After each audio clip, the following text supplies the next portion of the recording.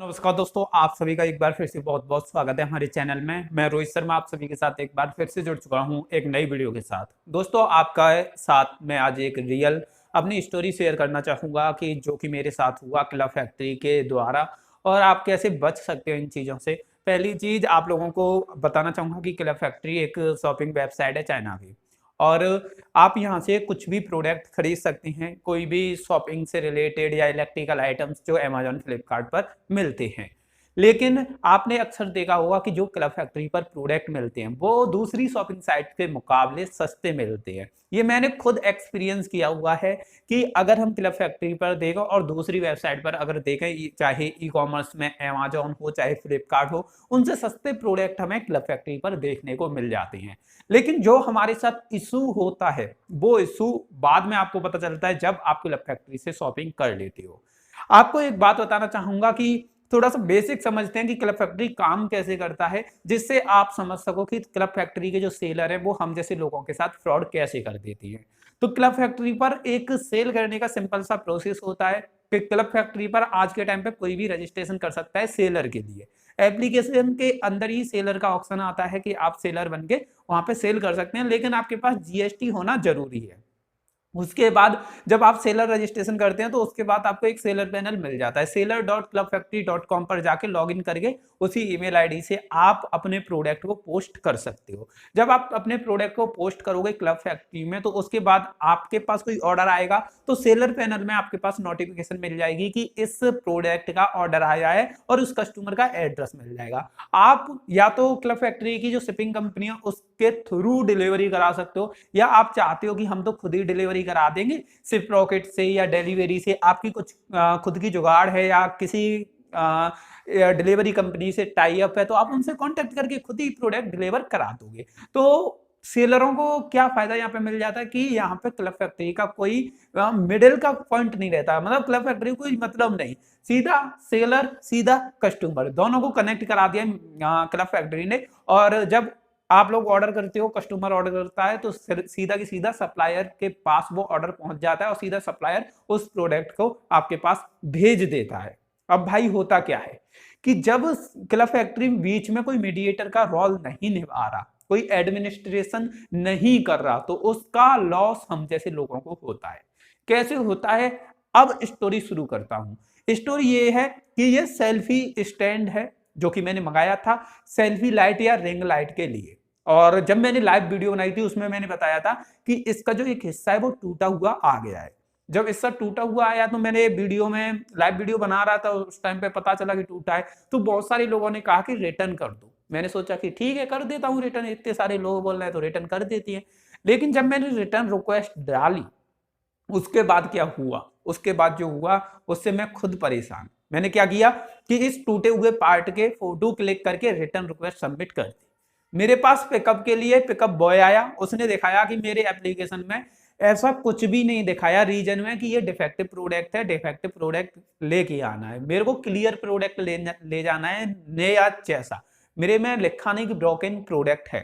तो मैंने कहा यार मैंने तो ब्रोकन प्रोडक्ट मतलब टूटा हुआ प्रोडक्ट मेरे को रिसीव हुआ है, उसकी रिटर्न रिक्वेस्ट डाली है। तो बोलता है कि सर इसमें मैं क्या कर सकता हूँ, अगर मैं आपके प्रोडक्ट को ले भी गया तो कंपनी मेरे ऊपर पैसे लगा देगी, मेरे ऊपर इसका चार्ज लग जाएगा और मेरे को पे करना पड़ेगा। मैंने बोला यार ये भी बात सही है आपकी, आपके एप्लीकेशन में जब रीजन में कुछ नहीं शो कर रहा, रीजन में दिखा रहा है कि न्यू पैकेट आपको उठाना है कस्टमर के पास से, तो आप भी कैसे टूटा हुआ ले जा सकते हो। मैंने कहा कोई बात नहीं आप चले जाओ। उसके बाद मैंने इनके कस्टमर केयर से बात की, मैंने भाई ऐसी ऐसी इशू आ रहा है अब क्या करना चाहिए। तो वो बोल रहे कि आप एक काम करो दोबारा से रिटर्न रिक्वेस्ट सबमिट कर दो। मैंने बोला यार जब पहले की थी, पहले आप कुछ नहीं कर पाए तो दोबारा में आप क्या करोगे, आप ये तो एक तरह से बेवकूफ बनाना होगा। तो बोल रहे कि सर हमारा यही प्रोसेस है, आपको ये फॉलो करना पड़ेगा। मैंने कहा ठीक है। मैंने बोला कि इसमें रिटर्न रिक्वेस्ट डालने का कोई ऑप्शन नहीं आ रहा था क्योंकि एक बार डल चुकी थी और डिलीवरी कंपनी वाले ने कैंसिल कर दी थी क्योंकि वो प्रोडक्ट डिफेक्टिव था। तो अब रिटर्न रिक्वेस्ट सबमिट नहीं हो रही। तो मैंने उससे पूछा तो उसने बोला एक दिन बाद आप सबमिट करना, अभी उसने अपडेट नहीं किया होगा सर्वर में इसलिए आपको ये दिक्कत आ रही है। मैंने कहा चलो ठीक है एक दिन बाद कर लूंगा। एक दिन बाद जब देखा तो फिर भी वो ऑप्शन नहीं आया। मैंने फिर इनके कस्टमर केयर को कॉल किया, पूछा भाई क्या इशू है। तो बोला कि सर हम चेक करते हैं आपके इस पॉइंट को आगे तक पहुंचाते हैं और ये इशू है, जल्दी से जल्दी सॉल्व करने की कोशिश करेंगे। मैंने कहा यार ये तो पता ही नहीं क्या चल रहा है, ये मेरे को बेवकूफ बना रहे हैं या क्या चीज़ है, क्या कहानी है इन लोगों की। मैंने कहा मेरे दिमाग से बाहर है। मैंने पूछा कि कुछ सवालों के जवाब ही ले लो इनसे। मैंने पूछा कि सर एक बात बताओ, रिटर्न होने के बाद कितने दिन में आप वो पैसा रिफंड कर देते हो? तो इन्होंने बोला 1 महीने के अंदर। मैंने कहा अरे 1 महीने के अंदर?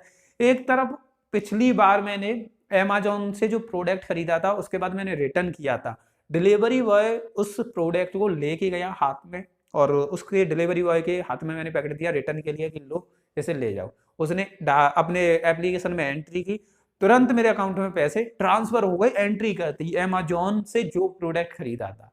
और क्लब फैक्ट्री वाले क्या कह रहे हैं कि 1 महीने का आपको वेट करना पड़ेगा। तो होता क्या है, ऐसे बहुत सारे फ्रॉड्स होते हैं आप लोगों के साथ, आप लोगों को पता नहीं चल पाते। लेकिन इसमें असली षड्यंत्र क्या होता है, जो सेलर्स के प्रोडक्ट सेल नहीं होते, जो डिफेक्टिव प्रोडक्ट होते हैं, वो क्लब फैक्ट्री की हेल्प से उन्हें सेल आउट कर देते हैं। और क्या करते हैं कि जैसे ही हम फोटो क्लिक करके उन्हें डालते हैं तो ये फोटो सप्लायर की तरफ पहुंचते हैं, और सप्लायर की डिलीवरी कंपनियां क्योंकि उसने प्रोडक्ट भेजा है तो पिकअप भी वही कराएगा। तो वो लोग ऐसे इशू क्रिएट करते हैं जिससे कि पिकअप बॉय उस प्रोडक्ट को लेके जाए ही ना, और अपने डिफेक्टिव प्रोडक्ट को ऐसे वो निकाल देते हैं। दूसरा इशू, मैंने उनसे जब बात की कि अगर हम पिकअप करा दें तो क्या रहेगा, तो बोल रहे कि 90 रुपए तो आपको चार्ज देना पड़ेगा, प्लस आप अपना जो आप पिकअप करा रहे हो तो उसके अलग से आप अपना देख लेना। मैंने बोला 90 रुपए किस लिए, जो मैं खुद पिकअप करा रहा हूं। तो उन्होंने बोला कि इधर की साइड से जो डिलीवरी बॉय आपके घर तक दे के आया उसका 90 रुपए चार्ज आपको पे करना होगा, या हम आपके जो पेमेंट करेंगे आपके वॉलेट में तो उसमें से हम काट लेंगे। मैंने यार ये क्या बात हुई कि 90 रुपए इधर से आप ये भी काटोगे, प्लस मैं इधर से भेजूंगा सेलर तक तो फिर वो भी पैसा जाएगा। तो बोलते हैं सर हमारी ये पॉलिसी है। मैंने बोला कि ये तो बड़ी गलत पॉलिसी है, गलत चीज है, लेकिन भाई कोई नहीं। बेसिकली मेरे को जो स्टैंड था उससे कोई इतना इफेक्ट नहीं होने वाला था, क्योंकि मेरा स्टैंड अभी भी है और ये अभी भी इतना मेरी हाइट तक कवर कर रहा है। अगर इसको मेरे को ज्यादा ऊंचा करना है, जैसे आपने देखा होगा ना जो स्टूडियो में वैसी लाइट लगी हुई होती है जिनमें छाता होता है, अम्ब्रेला, तो सफेद वाला, उसके लिए मेनली यूज होता है, तो वो ऊंची लगती है, मतलब ऊपर से लाइटिंग चेहरे पे देती है। लेकिन वो काम इससे नहीं हो सकता, क्योंकि ये इतना ऊंचा नहीं हो सकता, क्योंकि टूटी हुई क्लिप आ गई है। और उस टूटी हुई क्लिप से भी हम एडजस्ट कर सकते हैं, मतलब अगर काम चलाना हो तो चला सकते हैं, कोई ऐसा इशू नहीं है। मतलब चाकू वगैरह से उस टूटी हुई उसको खोल के ऊपर खींच सकते हैं और फिर से उस टूटी हुई को लगा सकते हैं प्लास वगैरह से। तो ऐसे करना पड़ेगा, लेकिन कोई नहीं, आज कम से कम किसी की सच्चाई तो पता चली। आप लोगों का क्या कहना है इसके बारे में कमेंट करके बताइए।